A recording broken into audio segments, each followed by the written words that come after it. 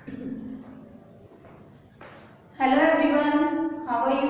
I hope all are you well. Welcome in your English class children. Children, आज हम आपका जो direct indirect speech है यानी कि रिपोर्टेड स्पीच है उसका पार्ट 2 जो है उसके बारे में डिस्कस करेंगे। आई होप आपने जो इसका पार्ट 1 है बहुत अच्छे से समझा होगा और उसके रूल्स को लर्न किया होगा, ठीक है। और अब हम आगे उसके कुछ रूल्स हमारे जो हैं रह गए हैं उसको हम फॉलो करते हैं, डिस्कस करते हैं। स्टूडेंट, जब रिपोर्टेड स्पीच में जो पर्सनल प्रोनाउन और पॉजिटिव एडजेक्टिव आता है तो हम उसमें कैसे चेंज करते हैं? Change in personal pronoun and positive adjective. Pronoun in the third person and their positive adjectives don't change reported speech, यानी कि यदि आपके इनडायरेक्ट स्पीच में प्रोनाउन जो है थर्ड पर्सन के रूप में आता है और उनका पॉजिटिव एडजेक्टिव आता है तो चिल्ड्रन उसमें कोई भी चेंज हम नहीं करते हैं। For example, he said her dress is ready, उसने कहा उसकी ड्रेस रेडी है। अब यहाँ पर हर हमारा क्या है? थर्ड पर्सन है, तो हम क्या देखेंगे? ही सेड, केवल इन्वर्टेड कॉमा के रिप्लेस पर हम दैट का यूज करेंगे। He said that her dress is ready, यानी कि हर में कोई भी चेंज नहीं आएगा। नेक्स्ट है children, pronoun of the second person you and its corresponding possessive adjective your, यानी कि जो आपका डायरेक्ट स्पीच में you और your हमारा जो सेकंड पर्सन उसकी पॉजिटिव एडजेक्टिव आता है तो हम उसको अकॉर्डिंग टू ऑब्जेक्ट, यानी कि जो डायरेक्ट स्पीच में आपका ऑब्जेक्ट है उसके अकॉर्डिंग जो पर्सन ऑब्जेक्ट में आते हैं उसके अकॉर्डिंग हम उसे चेंज कर देते हैं। कैसे? He said to her, you are so understanding person। यहाँ पे देखिए, यहाँ पर हमारा ऑब्जेक्ट क्या है? हर है। क्या है हमारा ऑब्जेक्ट पर्टिकुलर में? हर है। तो he told her that, अब you किस में चेंज हो गया चिल्ड्रन? हर। you किस में चेंज हुआ? हर में। हर की जगह यहाँ पर क्या आ जाएगा? she। तो he told her that she was so understanding person। Clear हुआ? यदि आपका डायरेक्ट स्पीच में यू या योर्स आता है तो हम अकॉर्डिंग टू ऑब्जेक्ट, ऑब्जेक्ट में क्या है उसके अकॉर्डिंग हम उसमें चेंज कर देते हैं। और first person pronouns I, we, me and the positive adjectives my, ours in direct speech change into the same person as the subject of reporting verb in indirect speech. Means यदि आपका first person क्या है? हमारा आई, we, मी है, ठीक है। यदि आई, we, मी या आवर्स और यो माई आता है, ठीक है, डायरेक्ट स्पीच में अगर आपका रिपोर्टिंग वर्ब के बाद आई, वी, मी या आवर या माई आता है तो हम उसको अकॉर्डिंग टू सब्जेक्ट, डायरेक्ट में जो आपका सब्जेक्ट है उसकी अकॉर्डिंग जो है हम चेंज कर देते हैं। देखेंगे हम, he says I am tired। यहाँ पर he says तो हमारा सब्जेक्ट क्या है चिल्ड्रन? he है, तो I किसमें कन्वर्ट हो गया? he में हो गया। तो he says that he was tired। Clear हुआ? कि आपका यदि थर्ड पर्सन आता है, थर्ड प्रोनाउन या एडजेक्टिव आता है तो उसमें कोई भी चेंज नहीं होता। यदि सेकंड पर्सन आता है यू, योर, तो according to object reporting verb में चेंज कर देते हैं। यदि आपका फर्स्ट पर्सन प्रोनाउन और एडजेक्टिव आता है तो आई, वी में माय, आवर्स, तो उसको according to subject reporting verb में हम उसमें चेंज कर देते हैं। अब हम आगे कुछ और रूल्स देखते हैं।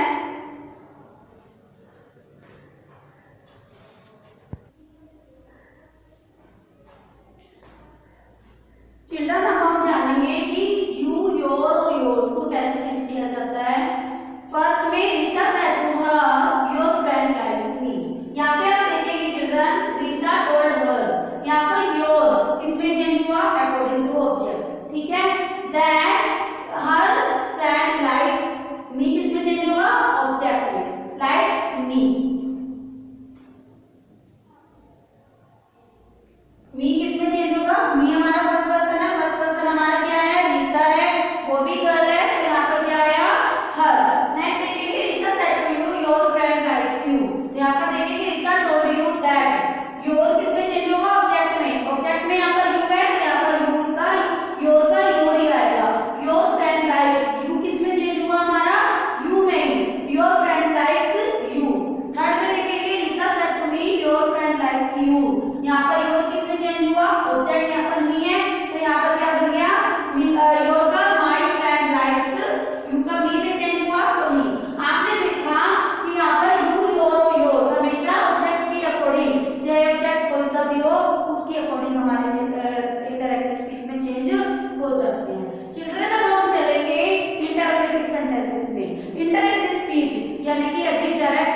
इंटरोगेटिव में है तो हम उसे इंडायरेक्ट में कैसे चेंज करते हैं।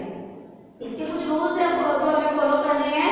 First, the reporting verb usually will change into verbs like ask, enquire and demand. यानी कि अभी तक हम जो सिंपल असर्टिव थे उसमें जो हम चेंज कर रहे थे टोल्ड, यानी कि रीता सेड टू हर की जगह रीता टोल्ड हर कर रहे थे, लेकिन आपके जब डायरेक्ट स्पीच इंटरोगेटिव में चिल्ड्रन आती है तो आपको वहां पर चेंज करना है ask, enquire and demand according to sentence.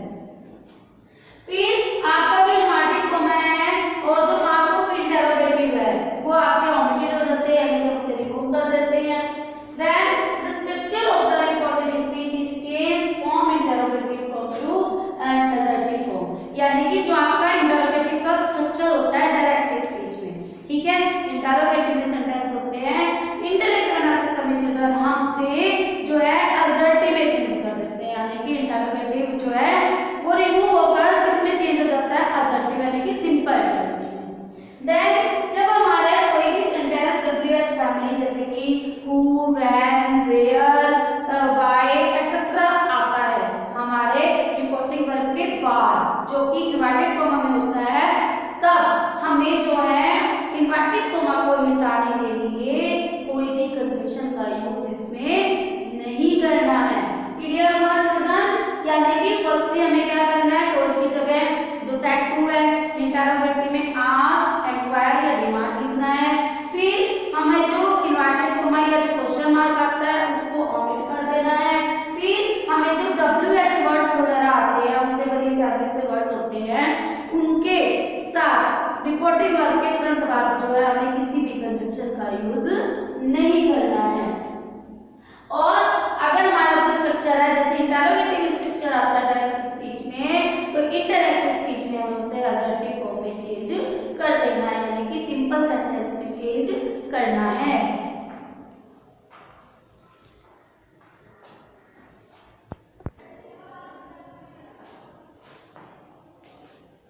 Next friends, we use conjunction whether या if to introduce the reported speech if the question begins with auxiliary verb such as are, is, am, was, were, do, does, may, can, will, etc. यानी कि यदि आपका direct speech में reporting verb के बाद do, does, did, can, will etc. से question start होता है, तब हम after reporting verb inverted comma को हटाने के लिए चिल्ड्रन वेदर या इफ का यूज करते हैं। और जैसे देखेंगे हमारे कुछ एग्जांपल्स है जो मैंने अभी आपको बताए, उसको फॉलो करते हुए Rama said mother where have you kept my new pair of jeans. यहाँ पर बच्चों आपको कंफ्यूज नहीं होना है, ठीक है? क्यों कंफ्यूज नहीं होना है कि जैसे Rama said inverted comma start mother आ गया, ठीक है, तो यहाँ पर मदर जो है चिल्ड्रन रिपोर्टिंग वर्ब के अंदर लगती है, इसी का ही ऑब्जेक्ट है, तो आपको घबराना नहीं है, ठीक है? तो आप इसका क्या लिखेंगे, ये आपका क्वेश्चन किससे स्टार्ट है, WH फैमिली से है, तो आप इसमें क्या लिखेंगे, Rama asked her mother, Rama ने अपनी मम्मी से पूछा वेयर, वेयर को हम एज इट इज लिख देंगे, इसमें कुछ भी चेंज नहीं होना है चिल्ड्रन, वेयर। अब हमारा यूज इसमें चेंज होगा अकॉर्डिंग टू ऑब्जेक्ट, ऑब्जेक्ट हमारी मदर है तो वेयर शी हैव केप्ट, हर कौन है, माई कौन है चिल्ड्रन, माई यहाँ पर रमा है, तो माई चेंज होगा अकॉर्डिंग टू रमा, सब्जेक्ट के अकॉर्डिंग, तो she had kept her new pair of jeans. Clear हुआ? Rama asked her mother where she had kept her new pair of jeans, हमने इसे असर्टिव में चेंज कर दिया, क्वेश्चन मार्क को हमने रिमूव कर दिया। क्लियर? नेक्स्ट है Rajiv said to Shyam did you buy the magic show tickets. यहाँ पे आप स्टूडेंट देखेंगे कि यहाँ पर क्वेश्चन आपका डिड से स्टार्ट हुआ है और यहाँ पर हमारा WH फैमिली से स्टार्ट हुआ था। क्लियर?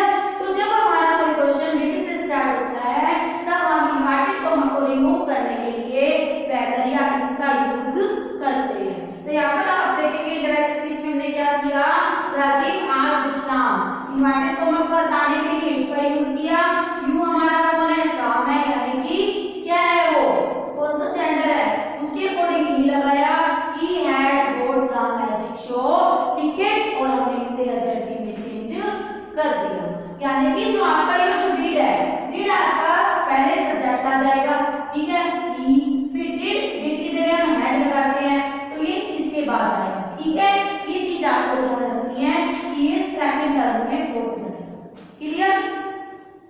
यदि आपका क्वेश्चन बच्चों विल शैल से स्टार्ट होता है तो हमें अकॉर्डिंग टू सब्जेक्ट हमने क्या करना है, विल शैल को सेकंड फॉर्म पर ही रखना है, ठीक है। विल शैल का क्या हो जाएगा, वुड शुड हो जाएगा और इन्वर्टेड कॉमा को रिमूव करने के लिए हमें वेदर या इफ का यूज करना है। बिल्कुल सेम इसकी तरह Sita said to him will you play today. तो यहाँ पर क्वेश्चन हमारा विल से स्टार्ट हुआ है, चिल्ड्रन देखेंगे Sita asked him, inverted comma को हटाने के लिए हमने यहाँ वेदर का यूज किया है।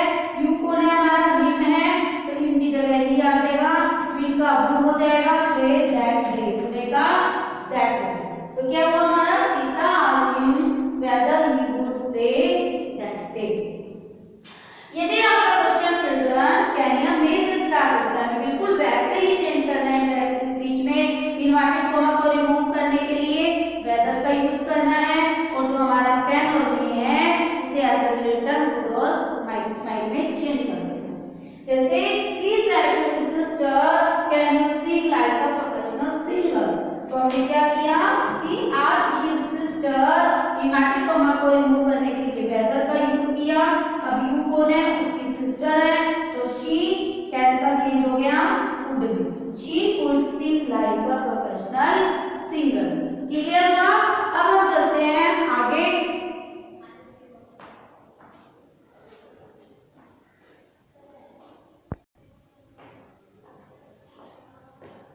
चिल्ड्रन अब हम जो पढ़ेंगे, जो समझेंगे वो हमारे जो इंपेरेटिव सेंटेंसेस है, यानी कि जिसमें आपको रिक्वेस्ट वगैरह की जाती है, कमांड्स वगैरह दी जाती है, उन सेंटेंसेस के बारे में पढ़ेंगे। यदि आपका जो डायरेक्ट स्पीच है उसमें इंपेरेटिव सेंटेंसेस में आ जाता है तो हमें कैसे चेंज उसमें करना है, how to change we if the direct speech is in imperative sentence. Here are some rules, students.